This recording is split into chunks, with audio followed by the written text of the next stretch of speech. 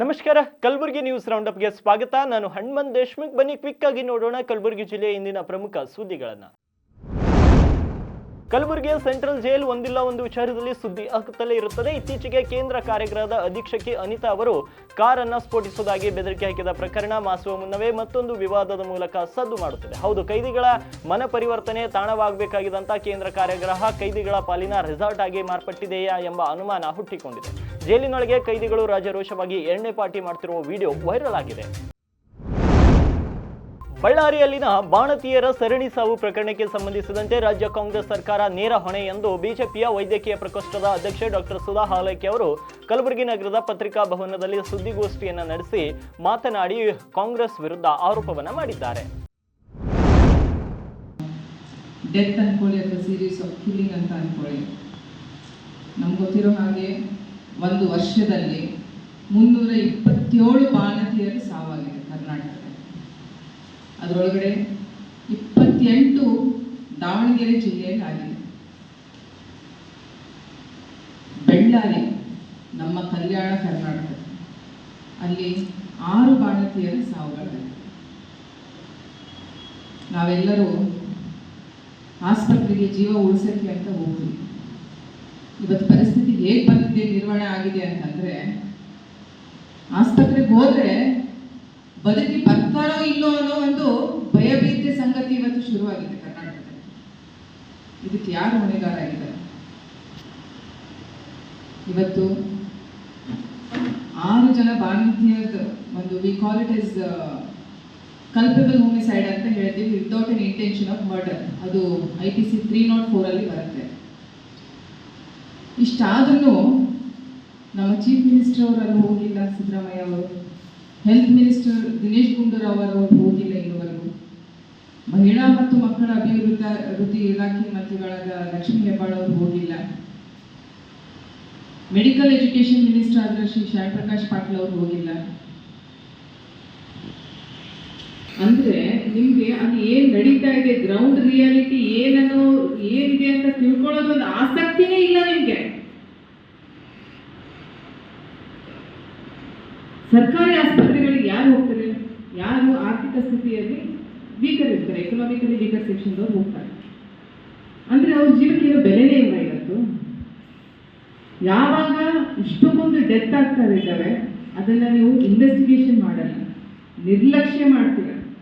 ನಿರ್ಲಕ್ಷ್ಯ ಮಾಡೋದಲ್ಲದೇನೆ ಅಲ್ಲಿರುವ ಒಂದು ಸತ್ಯಾಂಶವನ್ನು ಮುಚ್ಚುವ ಒಂದು ಪ್ರತಿಕ್ರಿಯೆ ಮಾಡ್ತಾ ಇದ್ದೀರಾ ಇವತ್ತು ನೀವು.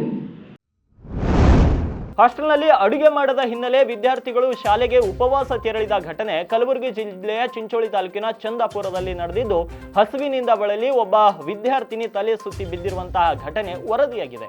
9ನೇ ತರಗತಿಯ ವಿದ್ಯಾರ್ಥಿ ಪ್ರಸನ್ನ ಲಕ್ಷ್ಮಿ ತಲೆ ಸುತ್ತು ಬಂದು ಬಿದ್ದ ವಿದ್ಯಾರ್ಥಿನಿಯಾಗಿದ್ದು, ಸಮಾಜ ಕಲ್ಯಾಣ ಇಲಾಖೆಯ ಬಾಲಕಿಯರ ವಸತಿ ನಿಲಯದಲ್ಲಿ ಮಕ್ಕಳಿಗೆ ಊಟ ನೀಡದೆ ಶಾಲೆಗೆ ಉಪವಾಸ ಕಳಿಸಲಾಗಿದೆ.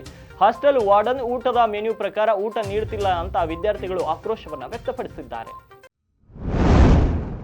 ನವೆಂಬರ್ 29ರಂದು ಉಪಲೋಕಾಯುಕ್ತ ನ್ಯಾಯಮೂರ್ತಿ ಬಿ ವೀರಪ್ಪ ಅವರ ಕಾಳಜಿಯಿಂದ ಪೆರೋಲ್ ಪಡೆದಂತಹ 93 ವರ್ಷದ ವೃದ್ಧೆ ನಾಗಮ್ಮ ಮನೆಗೆ ತೆರಳಿದ ಕೆಲವು ದಿನಗಳಿಗೆ ಮೃತಪಟ್ಟಿದ್ದಾರೆ.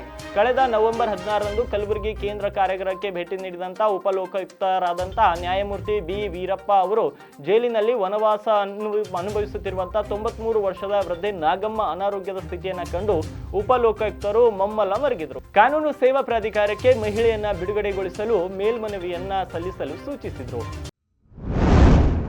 ಕಲಬುರಗಿ ತಾಲೂಕಿನ ಕಡಣಿ ಗ್ರಾಮದಲ್ಲಿ ಜಮೀನು ವ್ಯಾಜ್ಯ ವಿಚಾರಕ್ಕೆ ಸಂಬಂಧಿಸಿದಂತೆ ಗುಂಡೇರಾವ್ ಕರೇಕಲ್ ಎಂಬುವರ ಮನೆಗೆ ಪೆಟ್ರೋಲ್ ಸುರಿದು ಬೆಂಕಿ ಹಚ್ಚಿ ತಲೆಮರೆಸಿಕೊಂಡಿದ್ದಂಥ ಆರೋಪಿ ಶಿವಲಿಂಗಪ್ಪನನ್ನ ಬಂಧಿಸಲಾಗಿದೆ ಎಂದು ಕಲಬುರಗಿ ನಗರ ಪೊಲೀಸ್ ಆಯುಕ್ತ ಡಾಕ್ಟರ್ ಶರಣಪ್ಪ ನಗರದಲ್ಲಿ ಮಾಧ್ಯಮದವರೊಂದಿಗೆ ಮಾತನಾಡಿ ಮಾಹಿತಿಯನ್ನು ತಿಳಿಸಿದ್ದಾರೆ. ಒಂದು ಕೊಲೆಗೆ ಪ್ರಯತ್ನ ಪ್ರಕರಣ ವರದಿಯಾಗಿತ್ತು. ಅದರಲ್ಲಿ ಒಂದು ಮನೆಗೆ ಈ ಪೆಟ್ರೋಲನ್ನು ಸುರಿದು ಬೆಂಕಿ ಹಚ್ಚಿರುವ ಪ್ರಕರಣ ವರದಿಯಾಗಿತ್ತು. ಅದರಲ್ಲಿ ಮನೆಯಲ್ಲಿ ಸುಮಾರು 5 ಜನ ಇತ್ತು. 2 ಮಕ್ಕಳನ್ನು ಒಳಗೊಂಡಂತೆ 3 ಜನ ಹಿರಿಯರಿದ್ದರು. ಟೋಟಲ್ 5 ಜನರನ್ನು ಗ್ರಾಮಸ್ಥರು ಸುರಕ್ಷಿತವಾಗಿ ರಕ್ಷಣೆ ಮಾಡಿದ್ರು. ಅವರನ್ನು ಆಸ್ಪತ್ರೆಗೆ ಸಾಗಿಸಲಾಗಿತ್ತು. ಅಲ್ಲಿನೂ ಕೂಡ ನಾನು ವಿಸಿಟ್ ಮಾಡಿದ್ದೆ. ಅದೃಷ್ಟವಶಾತ್ ಅವರು ಯಾವುದೇ ಸಣ್ಣ ಪುಟ್ಟ ಗಾಯಗಳಿಲ್ಲದೆ ಕೂಡ ಅವರನ್ನು ರಕ್ಷಣೆ ಮಾಡಲಾಗಿದೆ. ಇದರಲ್ಲಿ ಏನು ತಲೆಗೆ ಮಾಡಿಸ್ಕೊಂಡಿದ್ದ ಆರೋಪಿ ಅವನು ಘಟನೆ ಮಾಡಿದ ನಂತರ, ಏನು ಕೃತ್ಯ ಸಿಗಿದ ನಂತರ ಸೋಲಾಪುರ ಮುಖಾಂತರ ಮಹಾರಾಷ್ಟ್ರದ ಬೇರೆ ಬೇರೆ ಕಡೆ ಓಡಾಡಿದ್ದ. ಪುಣೆಯಲ್ಲಿಯೂ ಕೂಡ ಕೆಲವು ಶೆಲ್ಟರ್ ತಗೊಂಡಿದ್ದು ನಮ್ಮ ಗಮನಕ್ಕೆ ಬಂದಿದೆ. ಅವನನ್ನು ಬಂಧಿಸುವಲ್ಲಿ ನಮ್ಮ ಫರ್ತಾಬಾದ್ ಪೊಲೀಸ್ ಸ್ಟೇಷನ್ ಪೊಲೀಸರು ಯಶಸ್ವಿಯಾಗಿದ್ದಾರೆ. ಈಗಾಗಲೇ ಅವನನ್ನು ಪ್ರಾಥಮಿಕವಾಗಿ ವಿಚಾರಣೆ ಮಾಡಿದ್ದೀವಿ ಮತ್ತು ನ್ಯಾಯಾಲಯಕ್ಕೆ ಪ್ರೊಡ್ಯೂಸ್ ಮಾಡಿ will take him for police custody. ಅದರಲ್ಲಿ ಈಗ ಪ್ರಾಥಮಿಕವಾಗಿ ನಮ್ಮ ವಿಚಾರಣೆ ತಿಳಿದು ಬಂದಿರೋದೇನಂತಂದರೆ, ಏನು ಆರೋಪಿ ಇದ್ದಾನೆ ಮತ್ತು ವಿಕ್ಟಿಮ್ಸ್ ಫ್ಯಾಮಿಲಿ ಇದೆ, ಅವರ ನಡುವೆ ಈ ಹೊಲ ಖರೀದಿ ಮತ್ತು ಮಾರಾಟದ ಬಗ್ಗೆ ಸುಮಾರು ವರ್ಷಗಳಿಂದ ಡಿಸ್ಪ್ಯೂಟ್ ನಡೀತಾ ಇದೆ. ಬೇಸಿಕಲಿ ಒಂದು 4 ಎಕರೆ ಜಮೀನಿನ ಬಗ್ಗೆ ಇದು ವಿವಾದ ನಡೀತಾ ಇದೆ. ಅದು ಕೋವಿಡ್ಗಿಂತ ಮೊದಲಿನಿಂದ ಗಲಾಟೆ ಡಿಸ್ಪ್ಯೂಟ್ ಸ್ಟಾರ್ಟ್ ಆಗಿದೆ. ಪರ್ ಎಕರ್ 6.5 ಲಕ್ಷ ರೂಪಾಯಿ ಅವರು ಮಾತಾಡ್ಕೊಂಡಿರ್ತಾರೆ ಮತ್ತು ಅಡ್ವಾನ್ಸ್ ಆಗಿ ಒಂದು 50% 13 lakhs ಪೇಮೆಂಟ್ ಆಗಿರುತ್ತೆ. ಇನ್ನು 13 lakhs ಪೇಮೆಂಟ್ ಮತ್ತು ಹೊಲ ರಿಜಿಸ್ಟ್ರೇಷನ್ ಬಗ್ಗೆ ವಾಗ್ವಾದ ಆಗಿ ಸಿವಿಲ್ ನ್ಯಾಯಾಲಯದಲ್ಲೂ ಕೂಡ ಅವರು ದಾವೆಯನ್ನು ಹೂಡಿದ್ದಾರೆ. ಅದು ತಾರಕಕ್ಕೇರಿ ಮತ್ತು ಏನು ಘಟನೆ ಆಗಿದೆ ಇದ್ರ ನಡುವೆ ಅವಾಗವಾಗ ಅವರಿಬ್ಬರ ನಡುವೆ ಮನಸ್ತಾಪ ಆಗುವಂಥದ್ದು, ಬಾಯಿ ಜಗಳ ಆಗುವಂಥದ್ದು ಕೂಡ ಆಗಿದೆ. ಮತ್ತು ಗ್ರಾಮಸ್ಥರು ಸುಮಾರು ಸಲ ಅವರಿಗೆ ಸಮಾಧಾನ ಮಾಡಿ ಮತ್ತು ಏನು ಹೊಲದ ವ್ಯಾಪಾರ ಇದೆ ಅದನ್ನು ಕೂಡ ಅದಕ್ಕೆ ಒಂದು ತಾರ್ಕಿಕ ಅಂತ್ಯ ಹಾಡಲಿಕ್ಕೆ ಅವರು ಕೂಡ ಪ್ರಯತ್ನ ಮಾಡಿದ್ರು, ಅದು ವಿಫಲ ಆಗಿದೆ. ಈ ಏನು ಮನೆ ಬೆಂಕಿ ಹಚ್ಚಲಿಕ್ಕೆ ಅವರು ಮುಂದಾಗ್ತಾರೆ, ಅದರ 2 ದಿನ ಹಿಂದೆನೂ ಕೂಡ ಇವರು ತೋಟದಲ್ಲಿ ಗಲಾಟೆ ಆಗಿದೆ, ಬಾಯಿ ಮಾತಿನ ಜಗಳ ಆಗಿತ್ತು. ಅದು ಅವರು ಯಾವುದೇ ದೂರು ನೀಡಿರಲಿಲ್ಲ. ಅದರ ಹಿನ್ನೆಲೆಯಲ್ಲಿ ಅವತ್ತು ಬೆಳಗಿನ ಜಾವವನ್ನು ಒಂದು ಪೆಟ್ರೋಲ್ ಬಂಕಿಗೆ ಹೋಗಿ ಒಂದು ನಿಯರ್ಲಿ 20 ಲೀಟರ್ಸ್ ಅಷ್ಟು ಪೆಟ್ರೋಲನ್ನು ಖರೀದಿ ಮಾಡಿದ್ದಾರೆ ಮತ್ತು ಕರ್ಪೂರ, ಮ್ಯಾಚ್ ಬಾಕ್ಸ್ ಎಲ್ಲೆಲ್ಲಿ ಖರೀದಿ ಮಾಡಿದ್ದಾರೆ ಅದರ ಬಗ್ಗೆ ಕೂಡ ನಮಗೆ ಮಾಹಿತಿ ಕಲೆ ಹಾಕಿದ್ದೀವಿ. ಅದರ ಬಗ್ಗೆಯೂ ಹೆಚ್ಚಿನ ಒಂದು ನಾವು ಏನೇನು ಒಂದು ಕೃತ್ಯಕ್ಕೆ ಉಪಯೋಗಿಸಿದ ವೆಹಿಕಲ್ ಆಯಿತು, ಆಮೇಲೆ ಈ ಪೆಟ್ರೋಲ್ ಸಿಂಪಡಿಸ್ಲಿಕ್ಕೆ ಏನು ನಮ್ಮ ಕೀಟನಾಶಕ ಸಿಂಪಡಿಸುವ ಒಂದು ಕೃಷಿ ಯಂತ್ರ ಇದೆ ಅದನ್ನು ಕೂಡ ನಾವು ವಶಪಡಿಸ್ಕೊಳ್ಳಬೇಕಾಗಿದೆ. ಸರ್ಕಾರ ನನಗೆ ಯಾವುದೇ ಹುದ್ದೆ ನೀಡಿದ್ರೂ ಕಡಿಮೆ ಜನಸೇವೆ ಮಾಡುವುದಷ್ಟೇ ನನ್ನ ಮುಖ್ಯ ಗುರಿ ಎಂದು ಅಂಬಿಗರ ಚೌಡಯ್ಯ ನಿಗಮದ ಅಧ್ಯಕ್ಷ ಬಾಬುರಾವ್ ಚಿಂಚನ್ಸೂರ್ ಅವರು ಕಲಬುರಗಿಯಲ್ಲಿ ಮಾಧ್ಯಮದವರಿಗೆ ಮಾತನಾಡಿ ಮಾಹಿತಿಯನ್ನು ಹಂಚಿಕೊಂಡಿದ್ದಾರೆ. ಮಡಗ ಯಾವ ಹುದ್ದೆ ಕೊಟ್ಟರು ಏನು ಕಡಿಮೆ, ಯಾಕಂದ್ರೆ ಹೇಳಿ ಜನರು ಸೇವೆ ಮಾಡೋದಿದೆ. ಯಾವುದೇ ಹುದ್ದೆ ಕೊಟ್ಟರು ಜನರು ಸೇವೆ ಮಾಡಕ್ಕೆ ನಮ್ಗೇನು ತೊಂದರೆ ಇಲ್ಲ ಮತ್ತು ಸಂತೋಷದಿಂದ ಜನರು ಸೇವೆ ಮಾಡಿ ನಮ್ದೇನು ಮುಖ್ಯ ಗುರಿ ಜನರು ಸೇವೆ ಮಾಡ್ಕೋಗಿದೆ, ಬಡವರು ಸೇವೆ ಮಾಡ್ಕೋಗಿದೆ, ಬಡವರು ಸುಖ ದುಃಖದಲ್ಲಿ ಭಾಗಿಯಾಗಬೇಕಾಗಿದೆ. ಅದಕ್ಕೆ ಇದು ಪೋಸ್ಟ್ ಮುಖ್ಯ ಅಲ್ಲ. ಯಾವ್ಯಾವ ಹುದ್ದೆ ಕೊಟ್ಟರು ಸಹಿತ ಬಡವರು ಸೇವೆ ಮಾಡಕ್ಕೆ ಒಂದು ಅನುಕೂಲ ಮಾಡಿಕೊಟ್ರೆ ನಾನು ಮಹಾನ್ ನಾಯಕರಿಗೆ ಅಭಿನಂದನೆ ಸಲ್ಲಿಸ್ತೇನೆ. ನಮ್ದೇನಿದೆ, ನಂದು ಬಾಬುರಾವ್ ಚಿಂಚನ್ಸೂರ್ ತೆರೆದ ಇತಿಹಾಸ ಇದೆ, ತೆರೆದ ಪುಸ್ತಕ ಇದೆ, ತೆರೆದ ಗ್ರಂಥ ಇದೆ, ತೆರೆದ ಕನ್ನಡ ಇದೆ. ಯಾರ್ಯಾರು ಬಟ್ ಮಾಡಿ ನನಗೆ ಏನೂ ತೋರ್ಸಪ್ಲಿಲ್ಲ.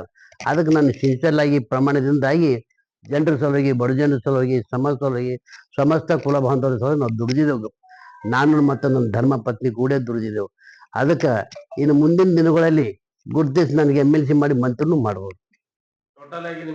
ಒಂದೇ ಒಂದು ಕೊನೆ ಆಸೆ ಇದೆ, ಈ ಭಾಗದಾಗ ಕೂಲಿ ಶ್ರಮದ ಸಂಖ್ಯೆ ಹೆಚ್ಚಿದೆ. ಅದಕ್ಕೆ ನಾನು ಮುಖ್ಯಮಂತ್ರಿ ಬಳಿ ಭೇಟಿಯಾಗಿ ಹೆಚ್ಚಿಗೆ ದುಡ್ಡು ಕೊಡ್ರಿ, ಯಾಕಂದ್ರೆ ಬಡತನದಲ್ಲಿ ಜನ ಭಾಳ ಬಡತನದಲ್ಲಿ ಕೂಲಿಸೋದು, ಹೆಚ್ಚಿಗೆ ದುಡ್ಡು ಕೊಡ್ರಿ, ಅದಕ್ಕೆ ಸಹಾಯ ಮಾಡೋಕೆ ಅನುಕೂಲ ಅಂತ ನಾನು ಮುಖ್ಯಮಂತ್ರಿಯಲ್ಲಿ ಮನವಿ ಸಲ್ಲಿಸ್ತೇನೆ. ಕಲಬುರಗಿ ಇತ್ತೀಚೆಗೆ ಬಾಂಗ್ಲಾ ಮಾದರಿಯಲ್ಲಿ ಬೆಳೆಸಿದೆ. ಅತ್ಯಾಚಾರ, ಗಲಭೆ, ಅಟ್ರಾಸಿಟಿ ಕೇಸ್ ಹಾಕುವ ಮೂಲಕ ಬೆದರಿಸುವ ತಂತ್ರಗಾರಿಕೆ ನಡೆಯುತ್ತಿದೆ ಅಂತ ಶ್ರೀರಾಮ್ ಸೇನೆ ರಾಷ್ಟ್ರೀಯ ಗೌರವಾಧ್ಯಕ್ಷರಾದಂಥ ಅಂದೋಲ ಮಠದ ಸಿದ್ಧಲಿಂಗ ಸ್ವಾಮಿಗಳು ಆರೋಪಿಸಿದ್ದಾರೆ. ಈ ಕುರಿತು ಸುದ್ದಿಗೋಷ್ಠಿ ನಡೆಸಿ ಮಾತನಾಡಿದಂಥ ಅವರು, ಆಳುವ ಜನಪ್ರತಿನಿಧಿಗಳ ವಿರುದ್ಧ ಮಾತನಾಡಿದರೆ FIR ಹಾಕಲಾಗುತ್ತಿದೆ ಎನ್ನುವ ಮೂಲಕ ಪರೋಕ್ಷವಾಗಿ ಸಚಿವ ಪ್ರಿಯಾಂಕ್ ಖರ್ಗೆ ವಿರುದ್ಧ ಸಿದ್ಧಲಿಂಗ ಸ್ವಾಮೀಜಿ ಅವರು ವಾಗ್ದಾಳಿಯನ್ನು ನಡೆಸಿದ್ದಾರೆ. ಜಿಲ್ಲಾ ಉಸ್ತುವಾರಿ ಮಂತ್ರಿಗಳು ಒಂದು ಖಂಡನ ಹೇಳಿಕೆಯನ್ನ ಬಿಡುಗಡೆ ಮಾಡಲಿಲ್ಲ.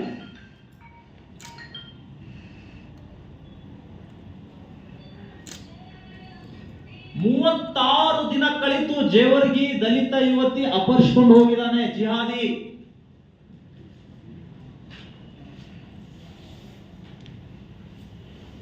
ಇವರೆಲ್ಲ ದಲಿತರೆ.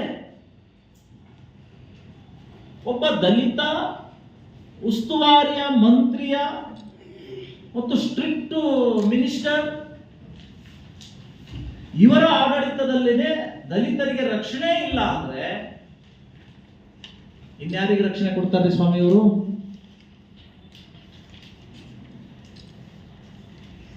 ಮಠಾಧೀಶರ ಬಗ್ಗೆ ವಾಚಾಮಗೋಚರವಾಗಿ ಟೀಕೆ ಮಾಡ್ತಾರೆ. ಅದಕ್ಕೆ ಇವರಿಗೆ ಸಮಯ ಇರುತ್ತೆ. ಇಂತಹ ಹೀನ ಕೃತ್ಯಗಳು ಮೇಲೊಂದರ ಮೇಲೆ ನಡೀತಾ ಇದ್ರು. ಮಿನಿಸ್ಟರ್ ಬಾಯಿ ಮುಚ್ಕೊಂಡು ಕೂತ್ಕೊಂಡಿದ್ದು ಇದು ಅತ್ಯಂತ ಶೋಚನೀಯ ಸಂಗತಿ ನಮ್ಮ ಕಲಬುರಗಿಗೆ ಬಂದೊದಗಿದೆ. ಚಿತ್ತಾಪುರ್ನಲ್ಲಿಯೂ ಕೂಡ ಒಂದು ಬಾಲಕಿ ಮೇಲೆ ಅತ್ಯಾಚಾರ ಆಯಿತು. ಅದರ ಬಗ್ಗೆನೂ ಕೂಡ ಇವರು ತುಟಿ ಬಿಚ್ತಾ ಇಲ್ಲ. ಹೀಗಾಗಿ ಇವೆಲ್ಲವನ್ನು ಖಂಡಿಸಿ ಈ ಘಟನೆಗಳೇನು ನಡೀತಾ ಇದಾವಲ್ಲ, ಈ ಘಟನೆಯನ್ನ ಸಿಐಡಿಗೆ ಒಪ್ಪಿಸಬೇಕು. ಯಡ್ರಾಮಿಯಲ್ಲಿ ಬಾಲಕಿಯ ಮೇಲೆ ಅತ್ಯಾಚಾರ ಆದಂತಹ ಗಳಿಗೆ ಅಲ್ಲಿಯ ಕಾಂಗ್ರೆಸ್ ಮುಖಂಡರು ಆ ರೇಪಿಸ್ಟ್ನ ಬಚಾವ್ ಮಾಡಲಿಕ್ಕೆ ಕಾಂಪ್ರಮೈಸ್ ಮಾತಾಡ್ತಾರಂದ್ರೆ ಪರಿಸ್ಥಿತಿ ಎಲ್ಲಿಗೆ ಮುಟ್ಟಿದೆ ಅನ್ನುವಂಥದ್ದನ್ನ ನಾವು ವಿಚಾರ ಮಾಡಬೇಕು. ಪೊಲೀಸ್ ವ್ಯವಸ್ಥೆ ಸಂಪೂರ್ಣವಾಗಿ ಮಿನಿಸ್ಟರ್ ಬಾಲಂಗೋಚಿ ರೀತಿಯಲ್ಲಿ ಕೆಲಸ ಮಾಡ್ತಾ ಇದೆ. ಕಾಂಗ್ರೆಸ್ ಬಾಲಂಗೋಚಿ.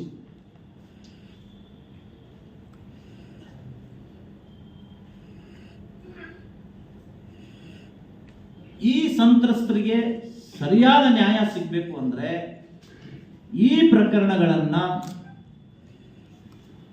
COD ಕೇಂದ್ರಕ್ಕೆ ವರ್ಗಾಯಿಸಬೇಕು ಅನ್ನುವಂತ ಆಗ್ರಹ ಇದೆ.